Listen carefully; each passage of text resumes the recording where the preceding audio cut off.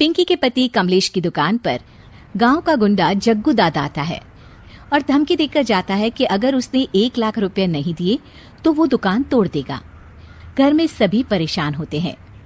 अरे सत्यानाश हो उस जग्गू का, अच्छा खासा लड़का था, पता नहीं क्यों गुंडागर्दी करने लगा। किसी की भी जमीन हड़प लेता है और अब हमारी दुकान के पीछे पड़ा है नास पीटा। मेरे तो कुछ भी समझ में नहीं आ रहा कि मैं क्या करूं।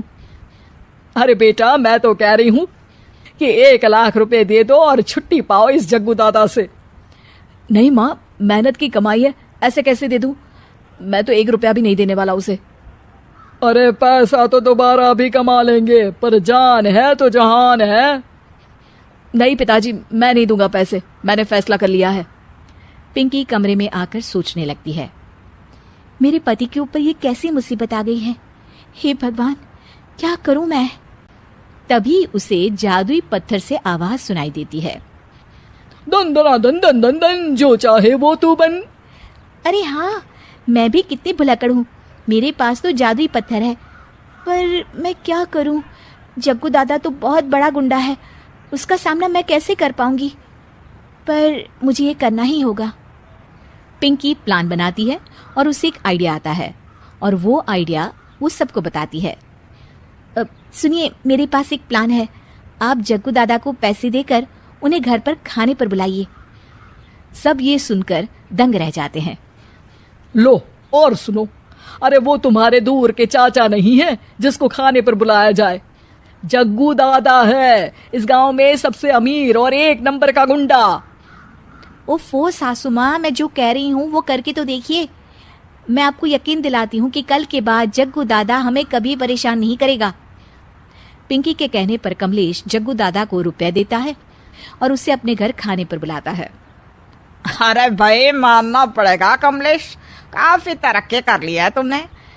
1 लाख रुपए तो बड़ा ही कम डोनेशन था। जग्गू दादा सोफे पर बैठता है और सबसे मिलने लगता है। अरे भाई लता मौसी, ठीक तो हो ना? सुना है घुटने में बहुत दर्द रहता है। हाँ बेटा, पर तुझे कैसे पता चला? अरे जग्गू दादा सारे गांव की खोज खबर रखता है, और वैसे भी मेरी माँ और आप तो बचपन की सहेलियां थी ना, तो आप तो हमारी मौसी हुई। मौसी कहकर 1 लाख रुपए का चूना लगा रहा है कमबख्त। तभी बेल बजती है और कमलेश दरवाजा खोलता है तो सब दंग रह जाते हैं। अरे एमपी साहब, आप आइए आइए, आप कमलेश को कैसे जानते हैं? अरे भाई, कमलेश हमारे बड़े ही अच्छे मित्र हैं और मैंने सुना है कि आप इनकी दुकान हड़पना चाहते हैं, इनसे चंदा भी मांगते हैं आप। अरे एमपी जी, वो तो बस थोड़ा धंधे में मंदी चल रही थी तो गांव वालों से थोड़ी मदद मांग ली। देखो जग्गू दादा, होंगे दादा तुम अपने घर के, ये हमारे पहचान के लोग हैं, इनके साथ तुमने कुछ भी उल्टा सीधा किया तो सीधा जेल में डाल देंगे, समझे? फिर वहां बाकी कैदियों से चंदा मांगते फिरोगे क्या? जग्गू घबरा जाता है और वहां से जाने लगता है। जी जी एमपी जी, समझ गए, हम चलते हैं, हमें माफ कर दो कमलेश बाबू। अरे बेटा, खाना तो खा लेता। अरे जग्गू। जग्गू दादा को भागता देख एमपी के रूप में बदली पिंकी हंसने लगती है और सब एमपी के पास आते हैं और उनका धन्यवाद करते हैं। आपको कैसे पता चला एमपी साहब कि जग्गू हमें परेशान कर रहा था? आपकी बहू पिंकी है ना, बड़ी ही समझदार है, वो मेरे ऑफिस आई और मुझसे मदद मांगी। क्या पिंकी ने यह सब किया?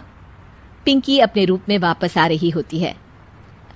अच्छा, मैं चलता हूँ, मेरा मतलब है। अरे ऐसे कैसे, आप बिना खाना खाए नहीं जा सकते, आइए आइए। नहीं, फिर कभी मुझे जाने दीजिए। पिंकी भागती है। अरे इन्हें किस बात की जल्दी थी?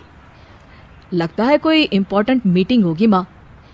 हाँ भाई, बड़े लोग हैं, दिन में कुछ ना कुछ चलता ही रहता है, लेकिन भगवान का शुक्र है कि आज बहू की वजह से सब सही हो गया।